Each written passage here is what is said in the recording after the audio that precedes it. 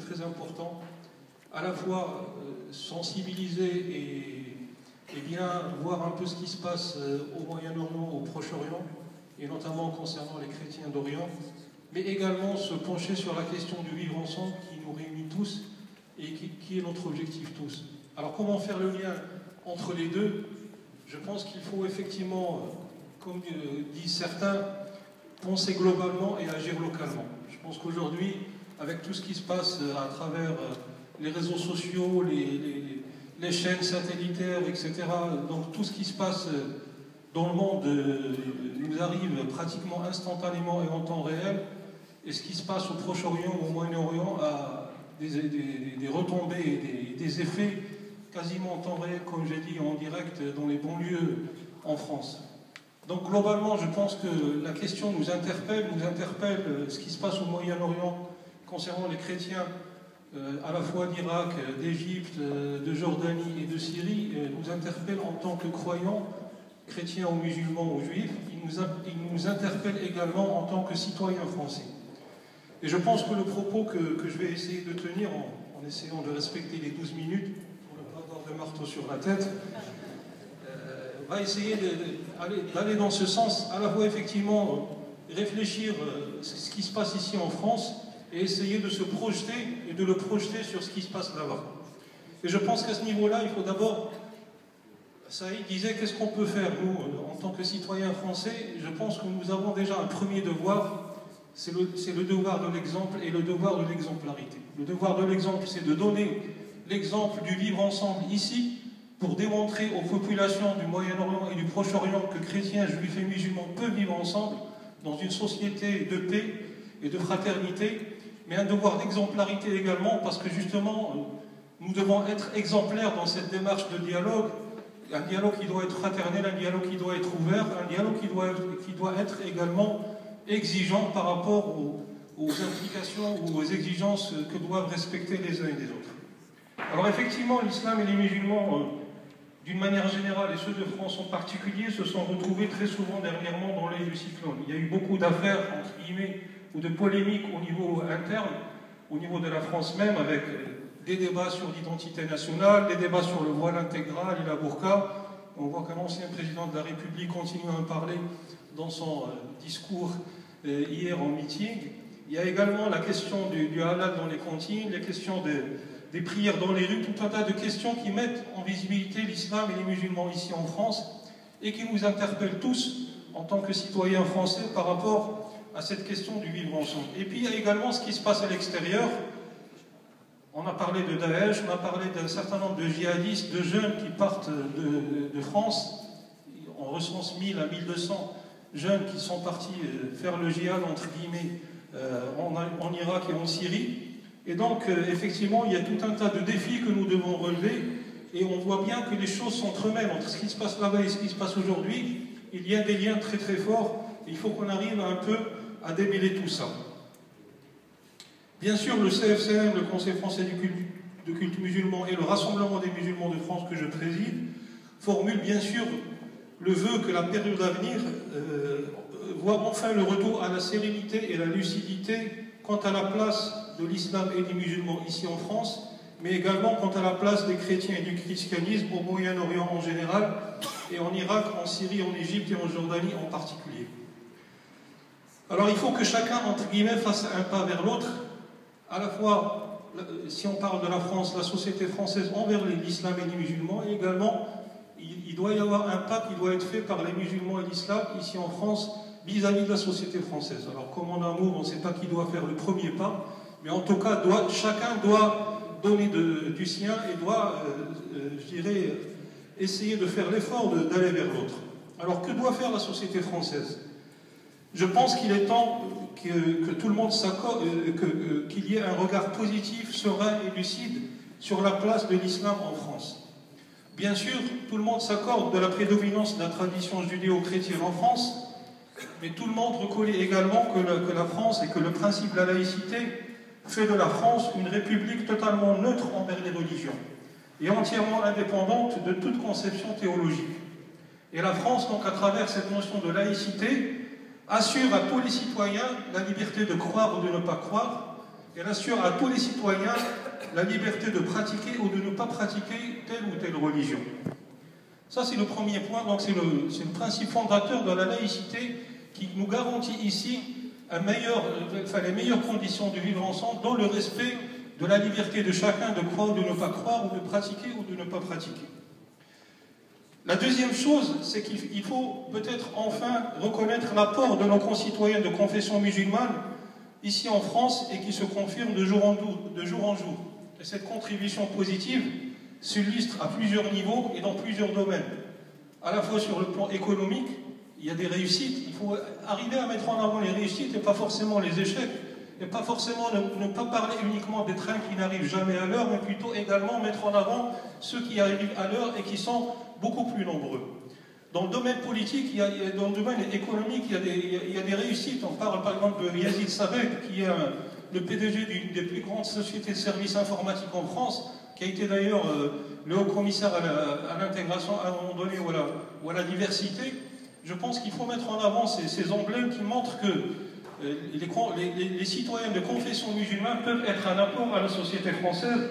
En politique, on voit bien qu'il y a un certain nombre d'hommes et de femmes politiques, des Rachida, des Najat, des Rama, qui aujourd'hui participent activement à la politique française. Sur le plan scientifique, c'est également la même chose. Sur le plan culturel, il y a Tahir Ben Jelloun, Mohamed Argoun, tout un tas de penseurs, Rachid Benzine qui a été cité tout à l'heure par Saïd. Sur le plan sportif, je ne vous rappelle pas les Zidane, les Karim Benzema, etc. Sur le plan artistique, au niveau de la création artistique, il y a Azdin Alaya, il y a Jamel Debbouze, il y a tout un tas d'emblèmes de la réussite des musulmans ici en France et de leur rapport au niveau de la société française. Et je pense qu'il faut à un moment donné changer de lunettes et arrêter de voir en noir les musulmans de France. Donc ne faudrait-il pas reconnaître enfin l'apport positif de l'islam et des musulmans à la France? Les musulmans de France, et là je tiens à le souligner également, n'aspirent qu'à vivre sereinement et paisiblement leur spiritualité, bien sûr en évitant toute provocation. Et là, les musulmans doivent faire attention à leur visibilité, et à la visibilité de leurs pratiques religieuses au sein de la société française, mais en refusant également toute stigmatisation. Ils sont en droit d'exiger la reconnaissance de leur contribution citoyenne, comme je disais tout à l'heure, par leur travail et leur sacrifice, comme tous les autres citoyens, et à la construction et à la prospérité de leur pays. Ils sont en droit, et je parle là toujours des musulmans de France, de revendiquer que leur citoyenneté ne puisse être assimilée à une citoyenneté de second plan ou faire l'objet d'une quelconque remise en cause. Les musulmans de France veulent être considérés comme des citoyens à part entière et non comme des citoyens entièrement à part. Ça, c'est le premier pas que la société française doit faire envers les musulmans de France. Mais les musulmans de France également ont un devoir et une exigence, c'est également de faire un autre pas de leur côté vers la société française. Et ça doit se traduire, et là j'insiste vraiment sur ce point, et c'est le discours que je tiens auprès de mes co-religionnaires, c'est de sortir de cette posture de victimisation et passer à ce qu'on appelle l'autocritique constructive. Donc concernant les musulmans eux-mêmes et à travers les différentes péripéties des débats dont je vous ai parlé tout à l'heure, il y a quand même une question qu'il faut se poser. Pourquoi en France, un pays qui a une longue tradition d'intégration, d'hospitalité et de tolérance, de telles peurs peuvent-elles s'exprimer avec tant d'inquiétude? La réponse doit peut-être venir également des musulmans eux-mêmes. Je pense que les musulmans doivent se poser la question de l'image qu'ils projettent dans la société française, et ils doivent se poser la question de leur propre responsabilité dans cette image. Il ne suffit pas de rejeter ça sur les médias. On sait très bien que les médias sont colporteurs. On voit toutes les unes qui sont un peu racoleuses pour essayer de vendre au maximum. On voit un peu les propos islamophobes qui peuvent être tenus par certains hommes politiques, et plus particulièrement par une certaine femme politique. Mais au-delà de l'action des médias et des déclarations islamophobes, les musulmans ne peuvent se dédouaner de leur propre responsabilité. Ils doivent se poser la question, est-ce qu'ils assurent une cohérence entre leurs actes et leurs paroles? Est-ce qu'ils sont à la hauteur des valeurs et de l'éthique qu'ils portent ou qu'ils défendent, ou parfois qu'ils prétendent défendre? Je pense qu'il y a autant de questions que les musulmans doivent se poser eux-mêmes par rapport, je dirais, à leur propre responsabilité dans cette image. Maintenant, comme le temps tourne, je pense qu'il est effectivement je dirais, intéressant de voir quelle action on peut avoir justement par rapport à ce devoir d'exemple ou ce devoir d'exemplarité par rapport à ce qui se passe au Moyen-Orient et quelle image nous devons donner, nous, en tant que croyants, chrétiens, juifs et musulmans, ici en France. La première exigence, c'est qu'il faut s'investir dans le dialogue interreligieux. Et bien sûr, pour dialoguer, il faut être deux. Et nous constatons aujourd'hui qu'il y a une vraie volonté, à la fois chez les musulmans, mais également chez les chrétiens et chez les juifs de France, d'aller vers l'autre, de dialoguer. Il y a tout un tas de rencontres comme celle d'aujourd'hui qui sont organisées à travers tout le territoire français et qui permettent à des croyants de différentes confessions de se retrouver sur un certain nombre de thèmes, et notamment celui du vivre ensemble. Et la tolérance, bien sûr, doit guider nos rencontres et nous permettre de créer une véritable écoute sans jugement permettant de dépasser certains préjugés. Et des rencontres comme celle d'aujourd'hui, justement, nous donnent l'élan parce que nous découvrons comment l'on peut construire ensemble, justement dans un monde où la croyance religieuse est suspecte et n'est pas toujours entendue. Mais pour dialoguer, il y a trois postures, et elles correspondent à trois étapes dans le dialogue. Il y a bien sûr la première étape, ou la première posture, c'est le dialogue face à face. Donc les croyants qui se rencontrent et chacun parle de ses textes fondateurs et essaye de répondre aux préjugés ou aux questions que se pose l'autre sur sa propre religion. Donc ça, c'est la posture face à face. Il y a une deuxième posture qui est la posture d'être côte à côte, donc d'être ensemble et de réfléchir en tant que croyants par rapport aux différentes questions qui nous interpellent à travers la société. Donc pour aborder les défis communs en tant que croyants, et les sujets ne manquent pas, les sujets de société ne manquent pas. Il y a celui de la violence, du radicalisme, comme a dit mon frère Mohamed Azizi, celui de la radicalisation, celui de la place de la femme dans chacune des religions. Je pense que cette question se pose pour les musulmans, elle se pose également chez les chrétiens. Il y a des questions de société aujourd'hui qui nous interpellent sur la question de l'avortement, celle de l'euthanasie, celle des dons d'organes, celle de fin de la vie.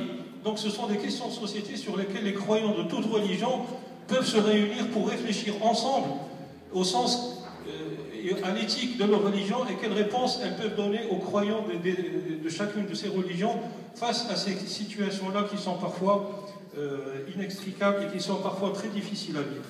Donc j'ai dit trois postures, le face-à-face, le côte-à-côte, mais il y a une troisième posture, et c'est par ça que je voudrais terminer, c'est la posture d'agir ensemble.